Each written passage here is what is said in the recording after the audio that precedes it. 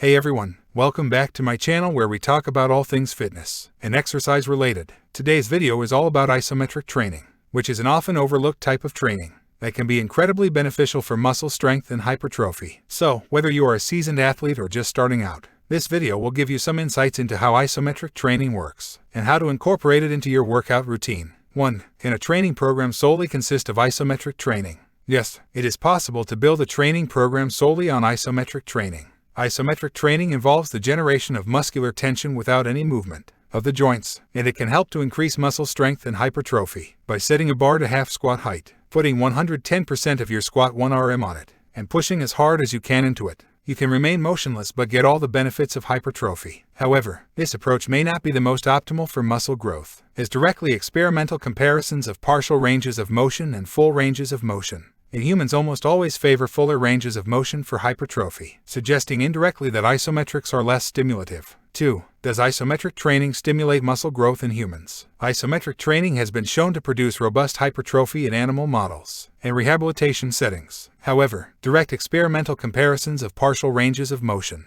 and full ranges of motion in humans almost always favor fuller ranges of motion for hypertrophy. This suggests that isometric training may be less stimulative for muscle growth in healthy humans. The authors, therefore, hypothesize that the outcome in animal models and rehab settings may differ greatly from healthy humans when it comes to isometric training. 3. Why is it important to train muscles through the full range of motion? Different motor units activate during different portions along the range of motion of a movement. Some are activated through the whole range, some at the stretched position, some at the contracted position, and some at various points between. Isometric training would only stimulate a fraction of these at a time. To stimulate as many units as possible, as much of the entire range of motion as possible should be trained. In addition, tension while stretching a muscle seems to be an independent growth stimulator. In addition to tension itself, by doing full ROM, you can stimulate growth via both tension in general and tension under stretch specifically. Furthermore, concentric or eccentric training can grow a roughly equivalent amount of muscle, but seem to stimulate that growth via somewhat different downstream pathways. Thus, isometric-only training probably doesn't stimulate either unique pathway to its fullest. 4. Do partial ranges of motion or isometric training have any benefits? While training through the full range of motion is important to stimulate as many motor units as possible, partial ranges of motion can stimulate regions within a muscle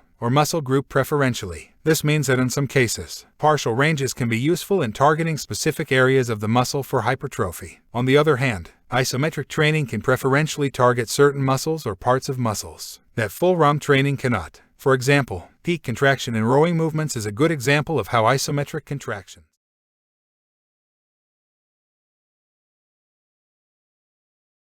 5. Can isometric contractions have a role in full ROM training?